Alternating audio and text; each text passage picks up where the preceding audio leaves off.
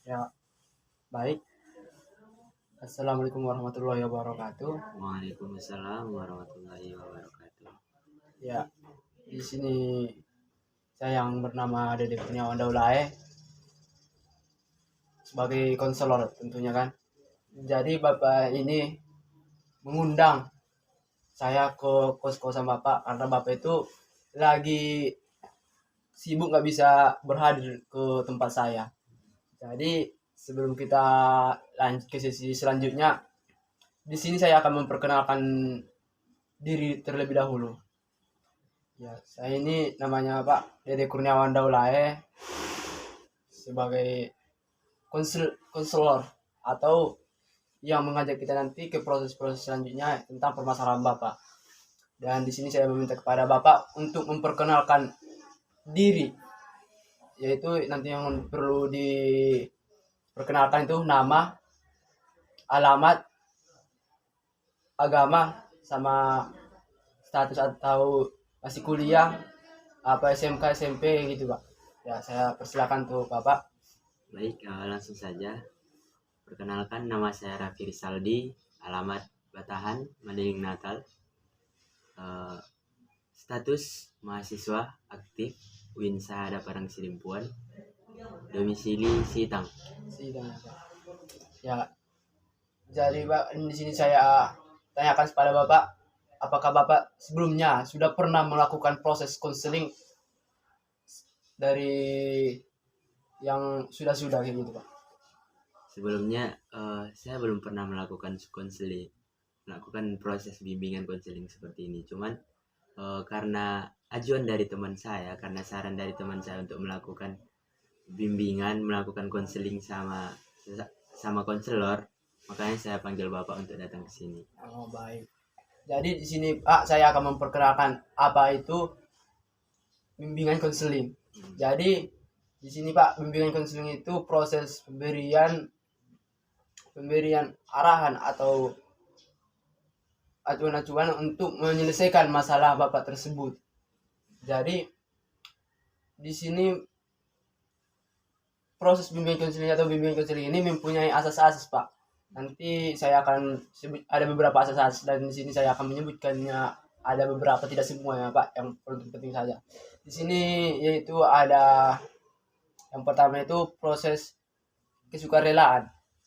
Jadi yang kedua itu proses kenormatifan, yang ketiga itu proses kerahasiaan. Jadi saya tanyakan kepada Bapak, apakah ada pertanyaan tentang apa itu bimbingan konseling, entah asas-asas bimbingan konseling tersebut sebelum kita lanjut ke sesi atau ke jenjang selanjutnya Pak? Sebelumnya dari poin-poin yang Bapak sebutkan tadi, coba dulu jelaskan satu persatu, entah apa itu asas kerahasiaan, apa itu asas kesukarelaan ya. Oh, baik Pak. Jadi di sini saya akan menjelaskan tentang asas tadi, ada tiga tadi kalau saya. Tiga asas yang saya sebutkan tadi, asas kesukarelaan. Jadi asas kesukarelaan ini asas yang tidak ada paksaan. Bapak itu datang ke sini atau saya yang datang ke sini atas hati nurani Bapak, tidak ada paksaan dari luar mau pun untuk menyelesaikan masalah Bapak tersebut. Jadi asas kenormatifan nanti di dalam proses ke konseling nanti saya minta kepada Bapak atau klien saya itu agar menjaga atau attitude atau tingkah laku percakapan supaya proses konseling itu kita ini nanti berjalan dengan lancar atau mulus kayak gitu Pak, kira-kira supaya kita aman damai di sini. Jadi yang ketiga itu tadi asas apa tadi, Kerahasiaan. asas kerahasiaan. Jadi asas kerahasiaan di sini Pak, itu di dalam proses konseling nanti atau proses yang selanjutnya nanti itu apa yang Bapak lontarkan atau yang dibilang Bapak nanti mengenai permasalahan Bapak tersebut, itu ruang lingkupnya itu cuma di sini saja atau di ruangan ini saja.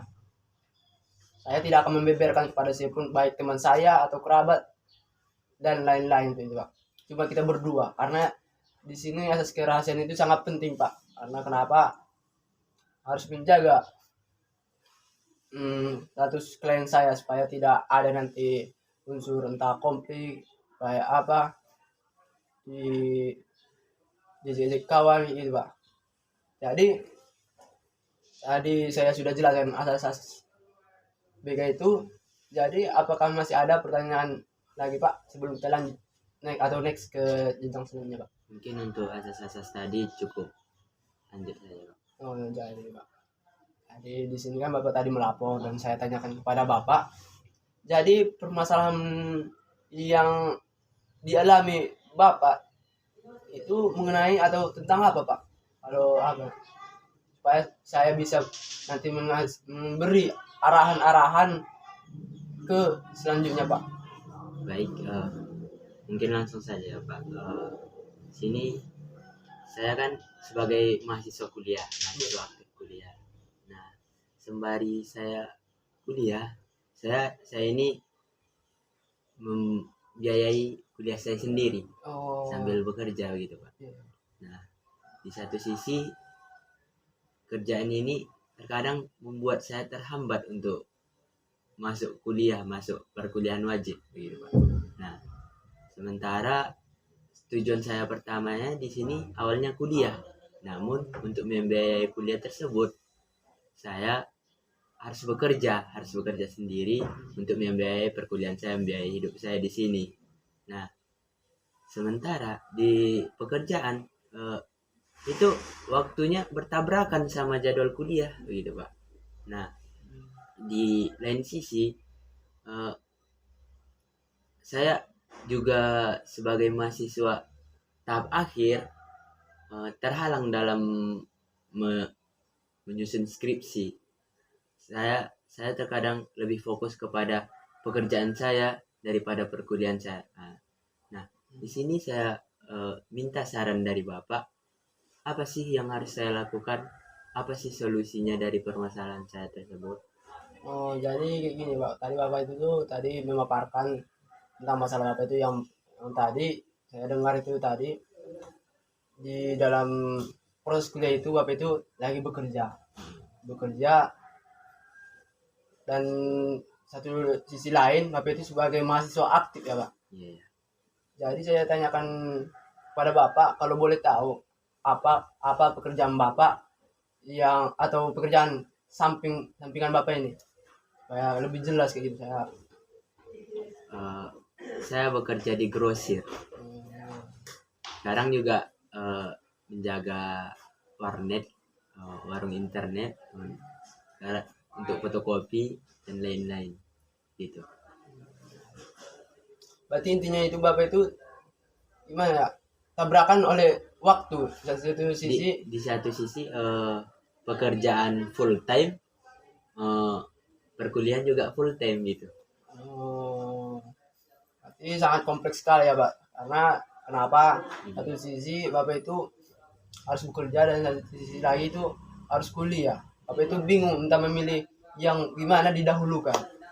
Jadi gini Pak, kalau buat saran saya Pak, untuk yang pertama itu Bapak itu harus mementingkan apa yang menurut Bapak itu lebih penting. Karena kenapa? Bapak ini kan kuliah. Karena kuliah itu kan apalagi orang tua.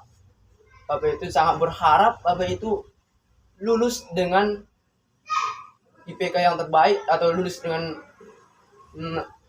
waktu yang tepat ya gitu. Jadi kayak gini Bapak itu kan apalagi kan anak kuliah ini kan ada, dan saya dengar tadi itu menurut saya itu ada beberapa kendala, berarti kendala di biaya berarti kan Pak. Jadi Bapak itu saran saya itu lagi di zaman sekarang coba di googling di internet entah apa itu, coba googling entah di kuliah Bapak itu proses apa, entah BSM dan yang lain kan ada itu Pak, bantuan.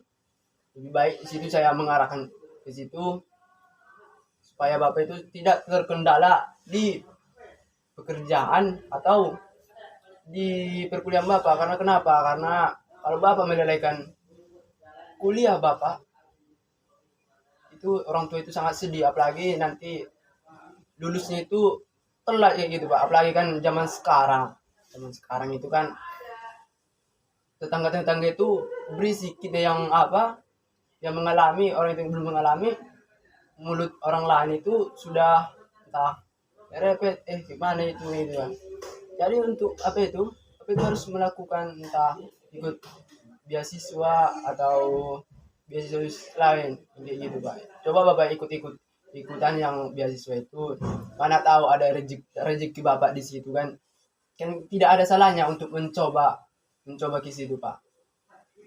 Jadi untuk sebelum sampai ke bantuan-bantuan ini, sebelum kan itu kan per tahun kalau nggak salah, tahun sebelum bisa mendapatkan BSM ini, menurut saya itu Bapak itu harus konfirmasi ke dosen yang bersangkutan terlebih dahulu.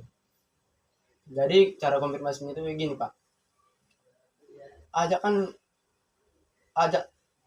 dosen yang Bapak masuki itu atau yang bermasalah face to face kan, di muka umum. Karena kan kenapa tidak boleh di muka umum, mungkin Bapak itu malu untuk mengakuinya. Di satu sisi itu Bapak itu harus bekerja banting tulang untuk membantu keuangan orang tua, dan ajak face to face, ceritakan apa keluhan Bapak itu, bagaimana entah pekerjaan Bapak itu, entah masih ada keringan dari dosen-dosen tersebut. Apakah bisa nanti di jadwal ulang, entah Bapak nanti datang ke rumahnya, entah malam kayak gitu.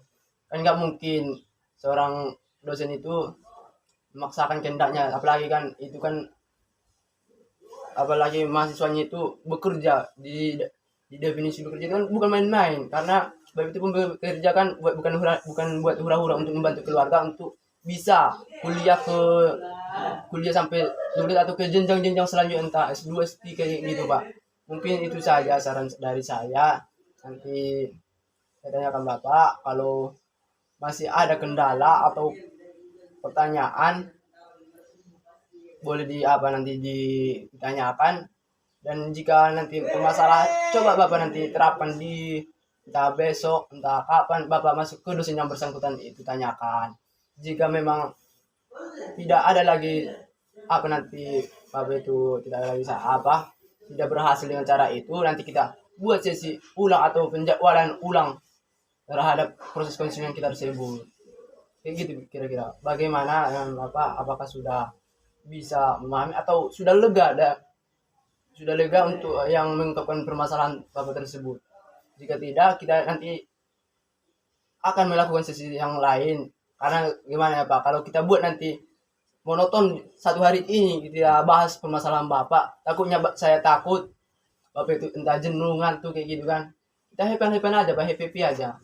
Jadi gimana Pak? Baik, mungkin sesuai arahan Bapak, nanti saya coba untuk langsung face to face dengan dosen saya.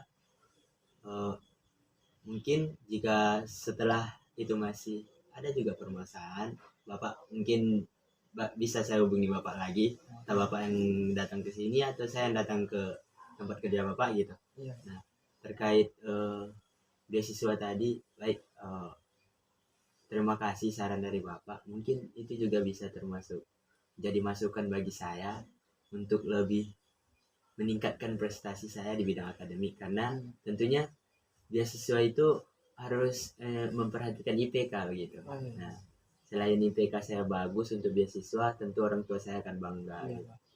Baik, mungkin di lain waktu dan di lain kesempatan kita dapat bertemu lagi. Nanti saya kabari Bapak, entah melalui WhatsApp, entah telepon langsung gitu. Siap. Ya. Jadi berhubung Bapak sudah menerima arahan atau akan melaksanakan arahan dari saya, mungkin kita tutupkan sesi di sini. Dan jika nanti ada kendala lain di hari-hari akan datang, Bapak bisa nanti ulang atau ulang nanti ke sini. Mungkin itu saja yang proses kita. Saya ucapkan terima kasih kepada Bapak. Kasih kembali. Assalamualaikum warahmatullahi wabarakatuh. Waalaikumsalam warahmatullahi wabarakatuh.